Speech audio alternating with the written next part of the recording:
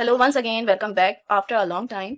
अच्छा, आज हमारा टॉपिक है बायनोमियल डिस्ट्रीब्यूशन, जो कि बहुत लोगों को बहुत मुश्किल लगता है, लेकिन आज मैं बहुत आसान तरीके से समझाऊंगी और ताकि आपके जितने भी क्वेश्चन हैं जो भी अक्सर एग्जाम में आ जाते हैं वो आसानी से आप सीख जाएंगे और आपको कैसे सॉल्व करना है और कैसे इसकी क्या पहचान है वो सब आपको इसी वीडियो में पता चल जाएगा। तो बिल्कुल भी वीडियो को स्किप नहीं करना है और शुरू से आखिर तक ये वीडियो को जरूर देखना। चलिए लेट्स स्टार्ट। सबसे पहले ये देखिए, बायनोमियल डिस्ट्रीब्यूशन। सबसे पहले मैं आपको ये बता देती हूँ कि ये एक डिस्क्रीट डिस्ट्रीब्यूशन होता है। पॉइसन और बायनोमियल डिस्ट्रीब्यूशन डिस्क्रीट होता है, जबकि नॉर्मल डिस्ट्रीब्यूशन जो है वो कंटिन्यूस होता है। और ये है फॉर्मूला यूज जो किए जाते हैं वो सबसे पहले बता देते हैं। उसमें जो प्रोबेबिलिटी सक्सेस की, इसमें बायनोमियल डिस्ट्रीब्यूशन में सबसे बड़ी पहचान जो होती है ना वो यही होती है कि सक्सेस है तो एक फेलियर, इसका टारगेट क्या है, इस तरह की जो बात की जाती है ना वो बायनोमियल डिस्ट्रीब्यूशन में ही की जाती है। तो सक्सेस की प्रोबेबिलिटी पी से डिनोट करते हैं। अगर जो है सक्सेस में से फेलियर को निकाल लिया जाए, जैसे total probability as you know 1 के इक्वल होती है, जो टोटल प्रोबेबिलिटी होती है उसमें से फेलियर को निकाल लिया जाए तो वो सक्सेस होता है, और फेलियर फाइंड करना है तो उसमें से सक्सेस निकाल लिया जाए तो वो फेलियर होता है। एंड नंबर ऑफ ट्रायल्स होते हैं। बायनोमियल डिस्ट्रीब्यूशन अगर फाइंड करने के लिए आएगा तो आपको ये फॉर्मुला यूज करना होगा, जो कि है क्यू प्लस पी की पावर एन। ठीक है, उसके इसको मजीद सॉल्व नहीं किया जाता क्योंकि ये दोनों तो प्लस होके 1 ही होते हैं, लेकिन इसको बस एक वैल्यूज डाल के और इसकी पावर में भी वैल्यू डाल के हमें ये बस डिस्ट्रीब्यूशन बता देना होता है। नेक्स्ट हम आ जाते हैं प्रोबेबिलिटी। प्रोबेबिलिटी फाइंड करने के लिए बहुत आता है और उसका फॉर्मूला ये यूज होता है। उसमें कॉम्बिनेशन यूज होता है, जैसे एन सी आर होता है, पी की पावर आर, क्यू की पावर एन माइनस आर। ये फॉर्मूला आप बस याद कर लीजिए। और ये एनसीआर का क्या फॉर्मूला होता है, बहुत सिंपल सा है, एन फैक्टोरियल और उसके नीचे आर फैक्टोरियल करना है और इसका डिफरेंस ले लें, उसका भी फैक्टोरियल ले लें डिवाइड में। तो ये होता है कॉम्बिनेशन। साथ में नेक्स्ट हम आ जाते हैं मीन कैसे फाइंड करते हैं। मीन एक्स बार से डिनोट करते हैं एज यू नो, और इसका फॉर्मूला एनपी। वेरियंस होता है सिग्मा स्क्वायर, जिसे हम डिनोट करते हैं एनपी क्यू के इक्वल होता है। और स्टैंडर्ड डेविएशन अगर इसका रूट ले लें तो ये सिग्मा हो जाएगा और इधर रूट आ जाएगा। ठीक है, तो ये फॉर्मूला एक्चुअल में यूज होते हैं। आगे हम क्वेश्चन हम सॉल्व करेंगे उसमें ज्यादा आपको समझ में आएगा कि किस तरह सॉल्विंग होती है। अच्छा, अब ये क्वेश्चन है। सबसे पहले मैं आपको बता देती हूँ, ये टोटल 6 to 7 क्वेश्चन है जो मैं आपको सॉल्व करवाऊंगी, वो उसी तरह के एग्जाम में आ जाते हैं। अब आपको किस तरह का आता है वो मुझे नहीं पता, लेकिन ये आप कंप्लीट वीडियो देख लेंगे ना तो आपका बायनोमियल डिस्ट्रीब्यूशन की कंप्लीट तैयारी हो जाएगी। तो ये सॉल्व करते हैं। सबसे पहले देखते हैं, determine the binomial distribution whose mean is 9 and whose standard deviation is 3/2। अब जरूर ध्यान रखना है कि स्टैंडर्ड डेविएशन दिया गया है या फिर वेरियंस दिया गया है। अगर आपने जल्दी जल्दी में किया कि इसको वेरियंस बना दिया तो 3/2 आपने ले लिया, तो फिर तो पूरा क्वेश्चन गया। तो सबसे पहले आपको क्वेश्चन अच्छी तरह पढ़ना है। ये देखें, स्टैंडर्ड डेविएशन दिया गया है और जबकि हमें फॉर्मुला में चाहिए होता है वेरिएंस। तो अब आप ये देखिए, एक्स बार हम ले लेते हैं एन पी। सही है, एन पी यानी कि मीन हमें दिया गया है 9 और सिग्मा हमें दिया गया है जो कि रूट एन पी क्यूब होता है। ठीक है, वो हमें दिया गया है 3/2। अब इसका स्क्वायर ले लेंगे तो क्या हो जाएगा, इसको डॉट्स में भी और इक्वल टू में भी लिख सकते हैं। एन पी क्यू ले लेंगे क्योंकि स्क्वायर कर दिया ना। अब इसका स्क्वायर करेंगे तो क्या होगा, 9/4। अब इसके बाद हमें क्यू या पी या एन फाइंड करने के लिए सबसे पहले हम क्या करेंगे, डिवाइड टू इक्वेशन 2, यानी कि आप ऐसा करें, इसको 1 ले लेंगे इक्वेशन 1 और इसको इक्वेशन 2। ये असल में मैंने पहले से सॉल्व किया हुआ है तो मैंने इसी तरह लिखी जा रही थी।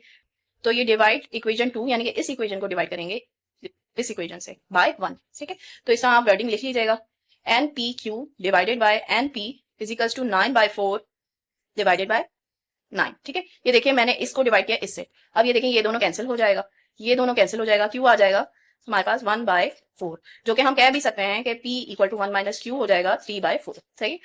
अब ये देखें, इसमें कैलकुलेटर बिल्कुल यूज नहीं हो रहा है, आप बिल्कुल सिंपली इसको बगैर कैलकुलेटर के आप फाइंड कर सकते हैं। अब एन फाइंड कर लेते हैं। एन क्या है हमारे पास, एन पी। एन फाइंड करना है ना, तो अब हम फाइंड करेंगे एन। तो हम क्या करेंगे, put N is equal to 3/4 in equation 1। Equation 1 में आप पुट कर दीजिए, ये देखें इक्वेशन 1 है, इसमें हम p पुट कर देते हैं तो क्या आएगा, p क्या है हमारे पास 3/4 और इजिकल्स टू 9 आ जाएगा। ठीक है, अब ये देखिए ये दोनों कैंसिल हो रहे हैं, ये इधर 3 आएगा या आप उधर जाके कैंसिल कर सकते हैं, मैंने इधर ही कर दिया। तो ये हो जाएगा n इजिकल्स टू 12। ठीक है, ये हमारे पास आ गया। एक्चुअल में हमें क्या फाइंड करना था, बायनोमियल डिस्ट्रीब्यूशन। तो ये देखें, बायनोमियल डिस्ट्रीब्यूशन का फॉर्मूला हम लिखेंगे जो कि है q प्लस p की पावर n या p प्लस q की पावर n, आप कोई भी आगे पीछे भी कर सकते हैं। और इसका हमारे पास आ जाएगा 1/4 प्लस 3/4 की पावर 12। सही है, ये है बायनोमियल डिस्ट्रीब्यूशन। ठीक है, ये आपके पास आ गया। अब नेक्स्ट क्वेश्चन करते हैं। अब ये प्रोबेबिलिटी फाइंड करने का क्वेश्चन है। अब आप इसको गौर से देखिए, इसमें क्या बोल रहे हैं। The probability of a man hitting a target is 1/4। He fires 7 times. What is the probability of his hitting at least twice the target. अच्छा, ये देखें टारगेट की बात हुई है, इसमें देखें बायनॉमियल डिस्ट्रीब्यूशन कहीं से नहीं पता चला। तो टारगेट की बात हो या फिर सक्सेस फेलियर, या यानी कि उसके एक मखसूस कुछ बना हुआ हो कि यही आपकी सक्सेस है, तो फिर इसका मतलब है कि ये बायनॉमियल डिस्ट्रीब्यूशन है। तो बायनॉमियल डिस्ट्रीब्यूशन में इसमें टारगेट हिट करने की प्रोबेबिलिटी 1/4 दी गई है। वो 7 टाइम्स जो है फायर करेगा। फिर इसमें आपको प्रोबेबिलिटी फाइंड करनी है कि इस 7 में से उसने 2 टारगेट किए हैं, उसकी प्रोबेबिलिटी क्या होगी। तो हम उसके लिए सबसे पहले हम लिख लेते हैं कि पी क्या है हमारे पास 1/4। हिटिंग अ टारगेट की प्रोबेबिलिटी है 1/4। क्यू क्या होगा 1 माइनस पी इजिकल्स टू 3/4। ठीक है। एन क्या है हमारे पास 7। हमें फाइंड क्या करना है, एटलीस्ट ट्वाइस द टारगेट, यानी कि कम से कम 2 टारगेट तो किया हो। 2 से भी ज्यादा हो सकते हैं लेकिन कम से कम 2 टारगेट किया हो। तो हमें क्या फाइंड करना है कि कम से कम तो ग्रेटर और इक्वल टू 2 करेंगे, तो ये हमें फाइंड करना है। तो क्या करेंगे, सबसे पहले हमें क्या फॉर्मूला लगाना है, P equals to X equals to R equal to N C R. ये फॉर्मूला मैंने पहले शुरू में बताया था, P की power R Q N minus R. ठीक है। अब ये फॉर्मूला यूज होगा, लेकिन हमें ये greater than equal to 2 find करना है। तो इसमें हमें क्या क्या चाहिए होंगे एक्स, वो हम देख लेते हैं। देखें, ये 1 से लेकर 7 तक के कर रहा है। ठीक है, टारगेट। अब वो ये बोल रहा है कि यानी कि इतने टाइम्स फायर कर रहा है, तो फिर इसमें वो ये बोल रहा है कि 2 से लेकर 7 तक के तो टारगेट हो, इसकी प्रोबेबिलिटी फाइंड करनी है। सही है। तो हम क्या करेंगे, अब ये 0 मैंने क्यों लगाया, यानी कि 0 इसलिए लगाया कि ऐसा भी हो सकता है कि टारगेट हो ही नहीं, या 1 टारगेट हो या 2 हो या 3 हो या 4 हो या 7 के साथ हो टारगेट।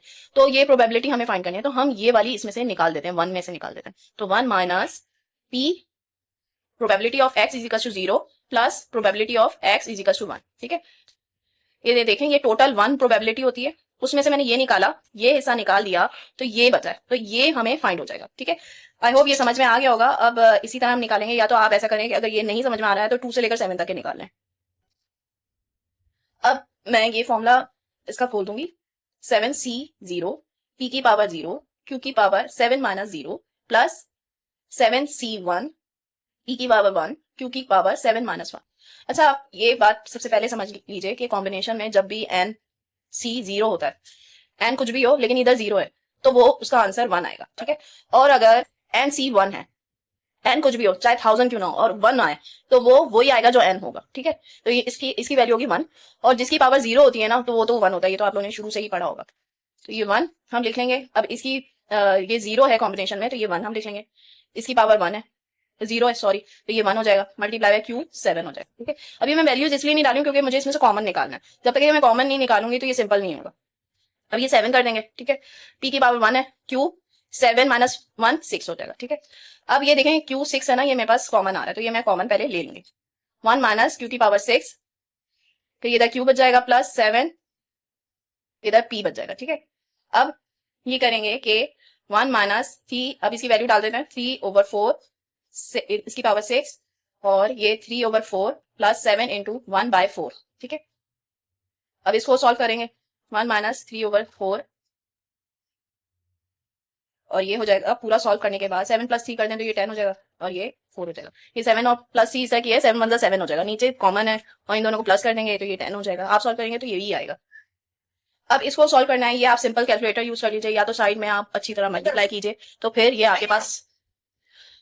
अब ये देखिए कि या तो इसको आप सॉल्व कर दीजिए, या तो जो है ना यानी कि इधर आप रफ वर्क में सॉल्व कर लीजिए, या तो आप सिंपल कैलकुलेटर अगर आपको अलाउ है तो आप वो यूज कर लीजिए। मैंने इन सब को मल्टीप्लाई करने के बाद मेरे पास आ रहा है आंसर सिंपल कैलकुलेटर से 16384, ऊपर ये आ रहा है और ये नीचे आ रहा है। ठीक है। अब आप ये माइनस करेंगे, सिंपल सी कैलकुलेशन है, वैल्यूज बड़ी हैं लेकिन सिंपल सी कैलकुलेशन है।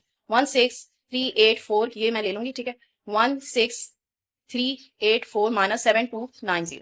ठीक है। अब ये 9094 16384 ये आ जाएगा।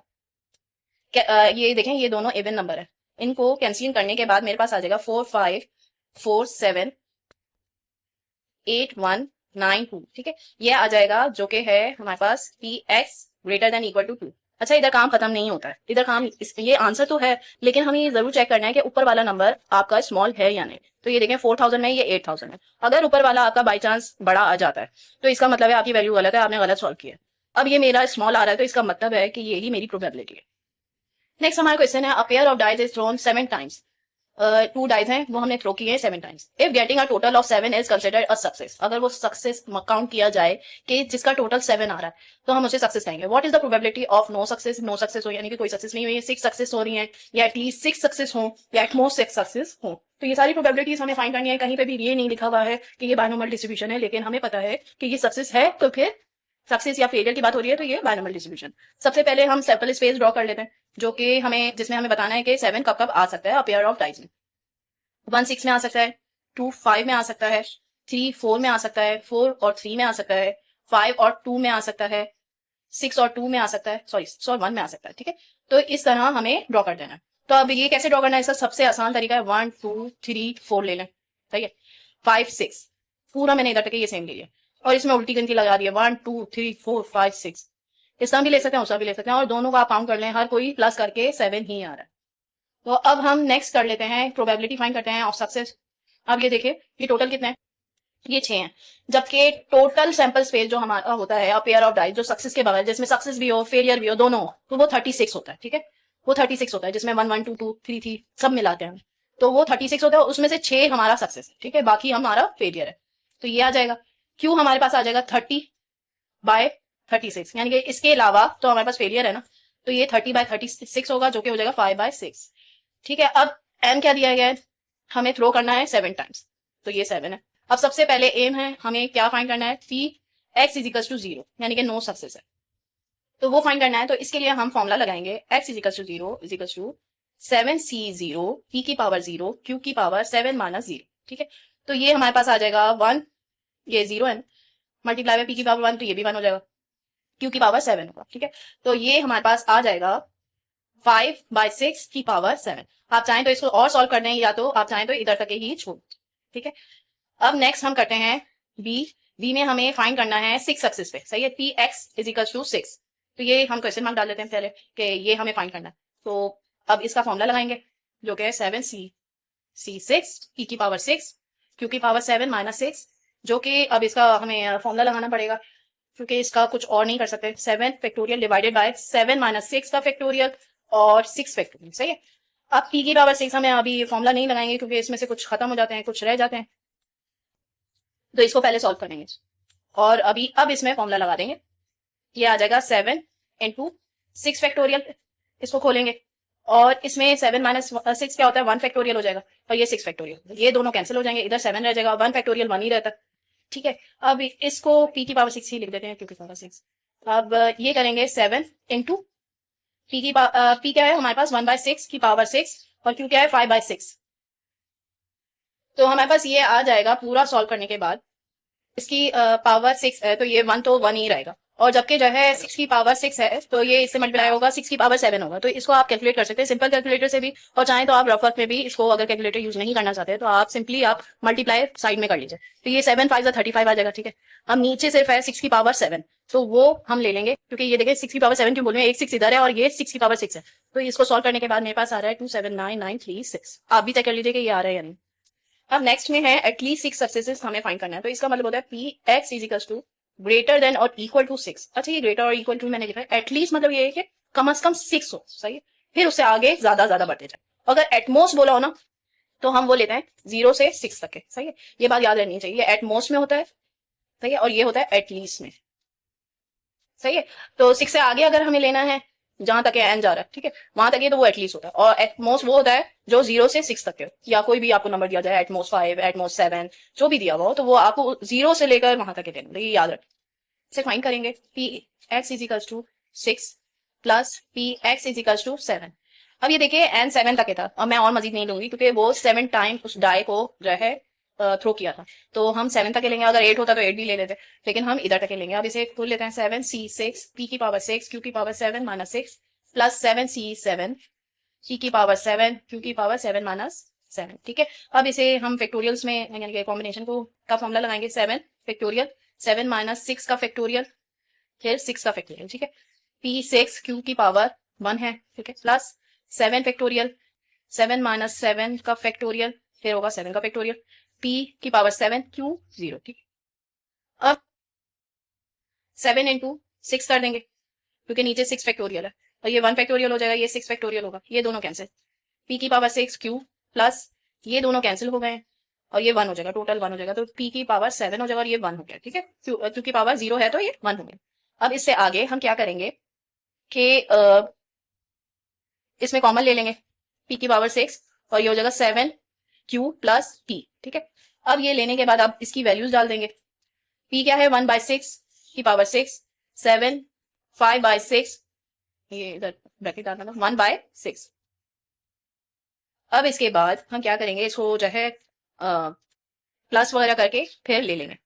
ये टोटल मेरे पास आ रहा है, देखिए 7 5 35, 35 प्लस 1 6, 36, 36/6 हो जाएगा, सही है। अब इसके बाद मैं ये दोनों कैंसिल कर देती हूँ, ये 6 आ जाएगा मेरे पास। ये 6 आने के बाद भी ये देखिए 1/6 की पावर 6 है ना, तो ये इसकी पावर तो 1 ही रहेगा, तो ये 5 हो जाएगा और ये भी कैंसिल हो जाएगा। फिर इसका आ जाएगा मेरे पास 1/6 की पावर 5, ठीक है। ये होल में भी ले सकते हैं या तो इसमें सिर्फ ले लीजिए, और चाहे तो आप 6 की पावर 5 को सॉल्व भी करके लिख सकते हैं, या तो इसी में भी लिख लेंगे तो आपके मार्क्स नहीं दिखेंगे। या आपको आप चाहते हैं कि इसको सॉल्व करना चाहते हैं, आप साइड में मल्टीप्लाई कर लीजिए तो फिर आपका आंसर आ जाएगा। ये सिंपल कैलकुलेटर भी यूज कर सकते हैं। अब ये देखिए एटमोस्ट 6 डी में जो है ना, हमें बोला गया था एटमोस्ट 6 सक्सेसेस बोले गए हैं, तो हम क्या करेंगे, probability x less than equal to 6 लेंगे। ये मैंने आपको एटमोस्ट का समझा दिया था, एटलीस्ट का भी समझा दिया, एटमोस्ट का भी समझा दिया।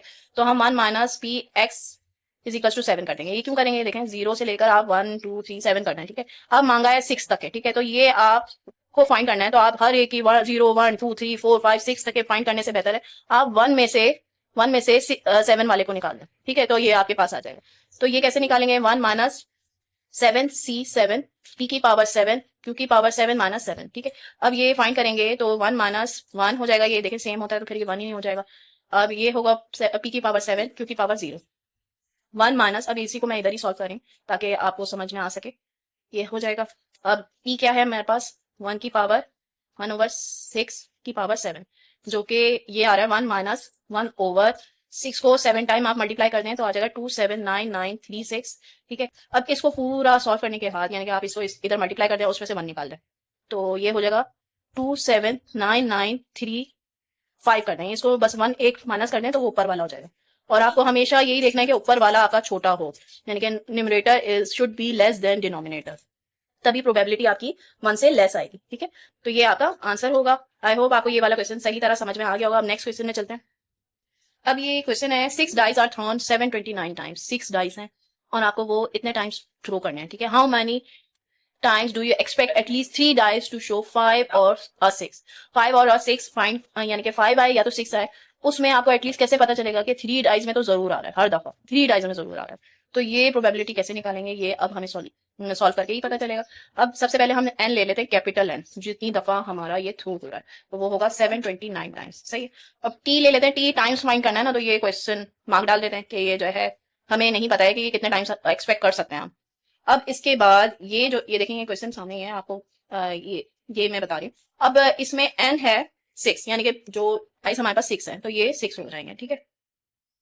और पी हमारे पास क्या होगा, यानी कि 6 डाइज में से 2 में जरूर शो कर रहा हो, यानी कि 2 हमारे पास 6 है, यानी कि 3 है और सॉरी या तो 5 आए या तो 6 आए, तो वो हमारा सक्सेस है, 2/6 हो जाएगा।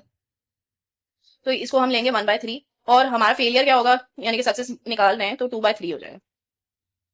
अब इसके बाद हम क्या करेंगे, हमें फाइंड करना है एटलीस्ट 3 डाइस, तो ये प्रोबेबिलिटी होगी x greater than equal to 3, तो एटलीस्ट में ग्रेटर लेते हैं, आपको पता है उससे बड़ा होना चाहिए, तो इक्वल टू 3 भी लिया, तो ये 1 माइनस पी, सक्सेस फाइंड करने के लिए 0 1 2 3 4 5 6 तक के फाइंड करना है। अब वो बोले 3 4 5 6, ये फाइंड करने से अच्छा आप इनको निकाल दें तो ये आपके पास आ जाएगा, ठीक है। तो हम 1 माइनस इसको निकाल देते हैं, P x is equal to 0 plus, या तो आप ये फाइंड करना चाहते हैं इसमें एक ज्यादा होगा, बस एक ज्यादा होगा, और इसमें यानी कि 0 1 2 है, इसमें 4 है इसमें 3 है, तो मैं 1 में से ये माइनस कर रही हूँ, इसमें भी यही सेम आंसर आएगा, इसमें भी ये सेम आंसर आएगा, आपका इसमें मसला नहीं आएगा, बस इसमें से 1 में से माइनस करेंगे तभी ये आपके पास आंसर आएगा। P x is equal to 1 plus P x is equal to 2, ठीक है। ये सब 1 में से हम निकाल देंगे तो हमारे पास इसकी प्रोबेबिलिटी आ जाएगी 6c0 p की पावर 0 q की power 6 minus 0 plus 6c1 p की पावर 1 q की power 6 minus 1 plus 6c2 p की पावर 2 q की पावर 6 माइनस 2, ठीक है। इन सब का फॉर्मूला मैंने खोल दिया। अब इसके बाद 1 माइनस ये जो 0 होता है वो 1 होता है, ये भी 1 हो जाएगा, तो ये 1 मल्टीप्लाई बाय 1 क्यू की पावर 6 कर देंगे, ठीक है। और ये 6 हो जाएगा पी क्यू की पावर 5 और प्लस, अब ये इसको हम खोल लेते हैं, 6 factorial 6 minus 4 sorry 2 factorial 2 factorial सही है, पी की पावर 2 क्यू की पावर 4 हो जाएगा, ठीक है? अब इसके बाद हम क्या करेंगे, 1 माइनस क्यू क्या होगा, क्यू 6 हो जाएगा, प्लस 6 पी क्यू 5 हो जाएगा, प्लस 6 फैक्टोरियल और ये होगा नहीं इसको एक मिनट हम 5 और ये 4 कर देते हैं, 4 फैक्टोरियल तक ले जाते हैं, ठीक है। अब ये इसको है ये है 4 फैक्टोरियल और ये है 2 फैक्टोरियल। 2 तो ये होता है ना 2 मल्टीप्लाई बाय 1 होता है, तो इसको 2 मल्टीप्लाई बाय 1 कर देते हैं, तो ये दोनों कैंसिल हो गए, 2 3 हो जाएगा, तो नीचे कुछ भी नहीं बचा है, 3 5 15 हो जाएगा क्यू की पावर 4, ठीक है। अब 1 माइनस क्यू की power 6 plus 6 P Q 6 sorry 5 power 5 plus 15 P square Q की पावर 4। अब आप इसमें देखें क्यू किस में कॉमन है, तो वो हमें बाहर निकालना होगा, 1 माइनस क्यू की power 4 Q square plus 6 P Q की पावर, इसमें से क्यू 1 रह जाएगा, प्लस 15 पी स्क्वायर, सही है, यही रह गया है। अब चाहे तो आप इसमें आप कॉमन नहीं लें, मैंने कॉमन इसलिए लिया क्योंकि सोल्यूशन बहुत आसान हो जाता है, और अगर आप नहीं लेना चाहते हैं, इसी में पुटिंग करना चाहते हैं तो आप वो भी कर सकते हैं। तो 1 माइनस 2/3 ये हमारे पास प्रोबेबिलिटी है फेलियर की। अब ये है 2/3 की power 2 plus 6 into 1/3 2/3 plus 15 1/3 sorry इसकी पावर 2 है, सही। अब ये देखें वैल्यूज मैंने सही पुट की हैं, ये आपको कमेंट करना है, और आपकी वैल्यूज चेंज आ रही हैं या फिर मैंने कुछ गलत सॉल्व किया है, कुछ भी मिस्टेक मुझसे भी हो सकती है, तो जो है अगर कोई मिस्टेक हुई है तो आपको कमेंट जरूर करना है, और आपका सेम आंसर आ रहा है तो तभी आप कमेंट करके बताएं कि आपको सही समझ में आया है या नहीं। तो चले आप आगे करते हैं, ये तो हम एज इट इज ही लिख लेंगे, 4/9 प्लस ये पूरा सॉल्व करने के बाद आ रहा है, ठीक है, और ये हो जाएगा 15/3 का स्क्वायर होगा 9, ठीक है। अब इसको सॉल्व करने के बाद मेरे पास आ जाएगा 2/3 की पावर 4 और ये 31 हो जाएगा, ठीक है, ओवर 9। अब इसको मजीद सॉल्व करेंगे, अब इसमें ये देखिए मैं सॉल्व करती जा रही हूँ, देखिए स्टेप बाय स्टेप करती जा रही हूँ, आपको भी उसी तरह करना है। 496 आ जाएगा, ये देखिए इसकी पावर 4 आप साइड में अगर सॉल्व करना चाहते हैं या फिर कैलकुलेटर यूज करना चाहते हैं तो वो आप कर लीजिए। उसके बाद ये 729 आ जाएगा, ठीक है। अब इसको मजीद हम सॉल्व करेंगे। अब ये देखिए इसके बाद 729 ओवर -496, ये मैं लिख दूंगी 729, फिर पूरा एलसीएम लेने के बाद यानी कि मैंने माइनस में लिख लिया। अब ये मेरे पास आ जाएगा 233/729, ये आप सॉल्व करके देखें आपका यही आ रहा है या नहीं, x greater than equal to 3 आ रहा है ये मेरे पास। अब t जो एक्चुअल में हमने फाइंड करना था, जो कि हम भूल गए थे कि हमें यही फाइंड करना है, तो हम उसको मल्टीप्लाई करेंगे, n को मल्टीप्लाई करेंगे p into X greater than equal to 3, ठीक है। ये जो प्रोबेबिलिटी फाइंड किया ना, इसको हम मल्टीप्लाई करेंगे n से, तो n क्या है हमारे पास 729 और ये हमारे पास क्या है 233/729 है, ठीक है। तो ये दोनों कैंसिल हो गए, t हमारे पास आ गया 233, ये हमारा एक्चुअल आंसर है, जो हम कह सकते हैं कि 5 और 6 जो है 6 डाइज में इतने टाइम्स आएगा, ठीक है। चलिए हम नेक्स्ट क्वेश्चन की तरफ। नेक्स्ट क्वेश्चन देखिए, find the mean of binomial distribution b4 1/3। ये तो बहुत आसान है, इसमें क्या करना है कि b आपको पता है बाइनोमियल डिस्ट्रीब्यूशन n और p में किया जाता है, यानी कि इसको इस तरह शो किया जाता है। तो b क्या है हमारे पास 4 है और 1/3 है, ठीक है, ये हमें दिया गया है क्वेश्चन से। तो n हमारे पास क्या हो जाएगा 4 और p क्या हो जाएगा 1/3। इन्होंने क्या फाइंड करने के लिए बोला है x बार यानी कि मीन n p के इक्वल होता है, जो कि 4 मल्टीप्लाई बाय 1/3 होगा, और हमारे पास आंसर आ जाएगा 4/3, और ये ग्रेटर देन 1 हो सकता है क्योंकि ये मीन है, ये प्रोबेबिलिटी नहीं है, ठीक है। तो ऊपर वाला अगर आपका ग्रेटर आ रहा है तो इसमें कोई मसला नहीं है क्योंकि ये मीन है। अब नेक्स्ट क्वेश्चन की तरफ आ जाते हैं। अभी आसान आसान क्वेश्चन में अभी जो मुश्किल करवा चुके हैं वो करवा चुके हैं, अभी जो आसान आसान आते जा रहे हैं और जो क्वेश्चन आ भी जाते हैं, हो सकता है ये आसान क्वेश्चन आपके एमसीक्यूज में भी बन के आ जाएं, जो 1-2 मिनट में सॉल्व हो जाते हैं। तो देखते हैं सबसे पहले the mean and variance of animal distribution is 4 and 4/3 respectively, यानी कि मीन हमारे पास है एक्स बार, जिसे हम कह सकते हैं एन पी इक्वल टू लिख देते हैं 4, सही है, इसको इक्वेशन 1 का नाम दे देते हैं, और वेरियंस जिसे हम कहते हैं एन पी क्यू, जो कि है 4/3, और इसको इक्वेशन 2 का नाम दे देते हैं, ठीक है। अब हमें प्रोबेबिलिटी क्या फाइंड करनी है, probability x greater than equal to 1, ये हमें फाइंड करना है। अब इसके बाद आप ये देखिए कि हमें कैसे सॉल्व करना है, डिवाइड इक्वेशन 2 बाय 1, ठीक है। अब इसके बाद N P Q divided by N P कर देंगे, 4/3 हो जाएगा, और डिवाइडेड बाय 4 कर देंगे, इसको कैंसिल करेंगे, ये दोनों कैंसिल हो जाएंगे, क्यू आ जाएगा हमारे पास 1/3, ठीक है। और हम ये भी कह सकते हैं कि p हमारे पास आ रहा है 1 माइनस क्यू, जो कि होगा 2/3, ठीक है, 4/3 नहीं है 2/3। अब हमें क्या फाइंड करना है, मीन। मीन जो के होता है एन पी इजिकल्स टू 4, जो इक्वेशन 1 से हम ले लेते हैं, ठीक है। तो 1 से हमें ये एन पी इजिकल्स टू 4 है, तो p हमें पता है, n नहीं पता, तो हम क्या करेंगे 2/3 लिख लेंगे इसमें और 4 कर देंगे, तो ये हमारे पास n आ जाएगा 6। आप इसको कंप्लीट सॉल्व करेंगे, जैसे इधर मैं कैंसिलिंग कर देती हूँ, देखिए ये 3 2 जा 6 हो जाएगा और ये n हमारे पास 6 आता है। अब इसके बाद आप प्रोबेबिलिटी फाइंड करेंगे। जब सब कुछ फाइंड हो गया है तो आप प्रोबेबिलिटी फाइंड करेंगे। x greater than equal to 1 find करना है, 1 minus p x is equal to 0, ठीक है, बस यही फाइंड करना। तो ये x से ग्रेटर, अब ये देखें 6 है, 1 से लेकर 6 तक आप फाइंड करते जाएंगे ना तो फिर बहुत देर हो जाएगी, तो उसमें से 0 माइनस कर दें 1 में से, तो आपके पास वही प्रोबेबिलिटी आ जाएगी। तो 1 माइनस 6 c0 p की पावर 0 q की पावर 6 माइनस 0, ठीक है। अब ये 1 माइनस c 6 c0 है ना, तो कॉम्बिनेशन में है तो ये 1 हो जाएगा और ये भी 1 हो जाएगा, q की पावर 6। अब q की वैल्यू डाल देते हैं जो कि है 1/3 उसकी पावर 6, ठीक है। ये सब 1 है, ये सब मल्टीप्लाई करके 1 ही होंगे। अब इक्वल टू इधर हम जरा लिख लेते हैं 1 माइनस 1/729, ये 3 को आप 6 टाइम मल्टीप्लाई करेंगे तो आपके पास यही आएगा। अब एलसीएम ले लेते हैं तो ये आ जाता है 728, इसमें से सिर्फ एक 1 माइनस करना है तो ये आपके पास आ जाएगा और ये आपका लेस होना चाहिए क्योंकि ये प्रोबेबिलिटी है, तो प्रोबेबिलिटी में ये लेस होना चाहिए 1, तो ये प्रोबेबिलिटी होगी। अब नेक्स्ट क्वेश्चन जो आखिरी क्वेश्चन है उसमें आ जाते हैं, the probability that a pen is manufactured by a company will be defected is 1/10। अब ये देखें, एक पेन को, जो पेन की फैक्ट्री है वो जो है मैन्युफैक्चर होता है पेन अगर एक कंपनी में, तो उसमें जो डिफेक्टिव पेन निकलने के चांसेस होते हैं 1/10 के, ठीक है, उसकी प्रोबेबिलिटी उन्होंने फाइंड करके दी है। अब आप बताइए कि 12 पेन हमें मैन्युफैक्चर करना है तो हमें प्रोबेबिलिटी फाइंड करनी है कि नन विल बी डिफेक्टिव, यानी कि 0 डिफेक्टिव है। तो हमें क्या करना होगा, सबसे पहले क्यों लिख देते हैं, क्योंकि ये जो डिफेक्टिव है ना ये हमारा फेलियर है, ये आप याद रखें, ये हमारा फेलियर है। सक्सेस क्या है कि हमारे पास डिफेक्टिव नहीं निकले, तभी तो कंपनी तरक्की करेगी। अगर डिफेक्टिव निकालने लग गई ना तो फिर तो कंपनी गई। तो सबसे पहले तो आप ये क्या करना है कि probability x is equal to 12 find करें, यानी कि 12 के 12 हमारे पास सही पेन है, उसमें कोई डिफेक्टिव नहीं है तो 0 नहीं होना चाहिए।